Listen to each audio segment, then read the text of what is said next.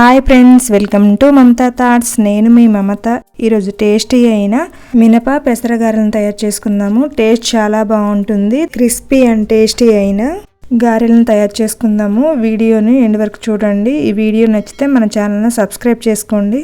ఇక్కడ నేనైతే ముందుగా కొద్దిగా మినపప్పు, కొద్దిగా పెసరపప్పును శుభ్రంగా వాష్ చేసుకొని ఇలా గ్రైండ్ చేసి పెట్టుకున్నాను. అంటే పెసరపప్పును మినపప్పును ఈక్వల్ క్వాంటిటీలో తీసుకున్నాను.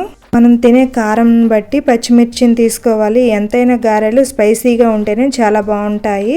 ఇప్పుడు ఒక మిక్సీ జార్ని తీసుకొని కొద్దిగా అల్లం, ఒక 5 వెల్లుల్లి రెబ్బలు, టేస్ట్కి సరిపడా పచ్చిమిర్చిని యాడ్ చేసుకొని ఇలా గ్రైండ్ చేసుకుంటే సరిపోతుంది. ఇలా గ్రైండ్ చేసుకున్న పచ్చిమిర్చి పేస్ట్ని మనం ముందుగా ప్రిపేర్ చేసి పెట్టుకున్న గారెల పిండిలోకి యాడ్ చేసుకోవాలి. ఇక్కడ నేను సన్నగా కట్ చేసి పెట్టుకున్న కరివేపాకు ఇంకా కొత్తిమీరను కూడా గారెల పిండిలోకి యాడ్ చేసుకుంటున్నాను.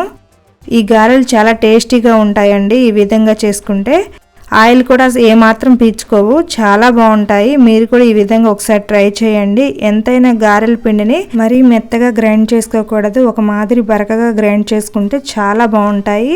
ఇందులోకి 1 స్పూన్ జీలకర్ర, టేస్ట్కి సరిపడా సాల్ట్ని యాడ్ చేసుకొని వీడియోలో చూపించిన విధంగా ఈ మొత్తం బాగా కలిసేలా కలుపుకోవాలి. ఇక్కడ ఒక టిప్ చెప్తానండి. గారెల పిండి ఈ విధంగా టైట్ కన్సిస్టెన్సీలో ఉంటేనే గారెలు బాగుంటాయి.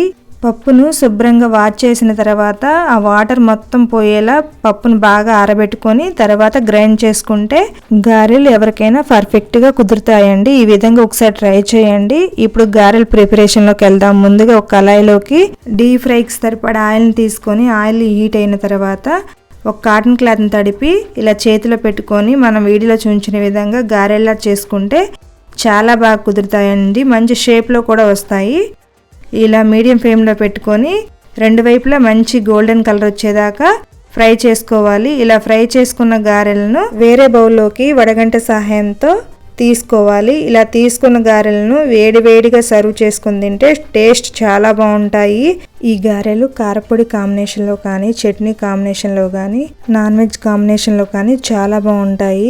చూసారుగా ఫ్రెండ్స్, మీరు కూడా ఈ విధంగా ట్రై చేయండి. మీకు ఎలా కుదిరిందో కామెంట్ చేయండి. ఇలాంటి మంచి వీడియోస్ కోసం మన ఛానల్ను సబ్స్క్రైబ్ చేసుకోండి. పక్కనే ఉన్న బెల్ ఐకాన్ని క్లిక్ చేయండి. మరొక మంచి రెసిపీతో మళ్ళీ కలుద్దాం. Bye friends, thank you for watching.